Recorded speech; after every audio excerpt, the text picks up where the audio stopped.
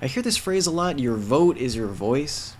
It's dangerous for me to argue against that because people are less likely to vote if they don't believe their ballot matters. It does. But honestly, I think we can all appreciate the emptiness in the sentiment, especially when it comes to young people, voting activists' favorite punching bag, who are only partly to blame.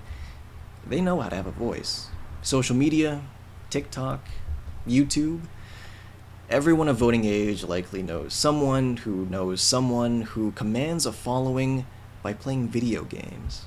Compared to that, voting is like speaking through a loaf of bread, so I get it.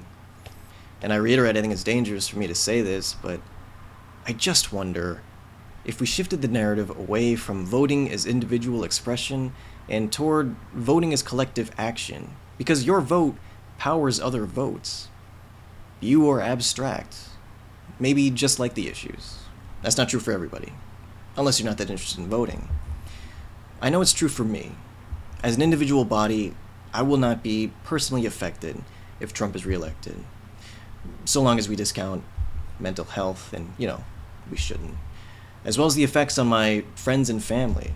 So, I'm not voting on behalf of myself. I'm voting on behalf of my mother and sister, who are nurses.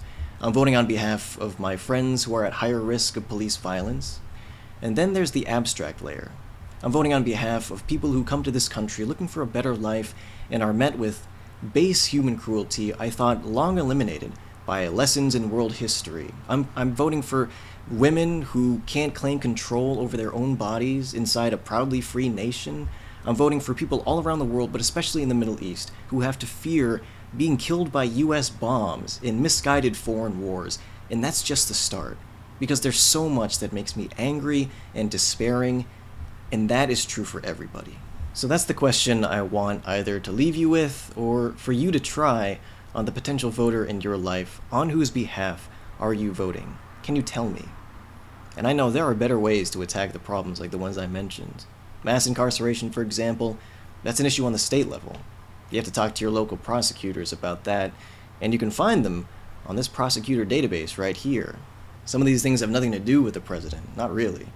But when we think about how we want to contribute to the world, I think it's okay to have an ecosystem of approaches, with some more and some less contributing than others. And voting lives in that ecosystem, not as the thing that reflects you the most, but as the thing that needs you. It only works when you vote.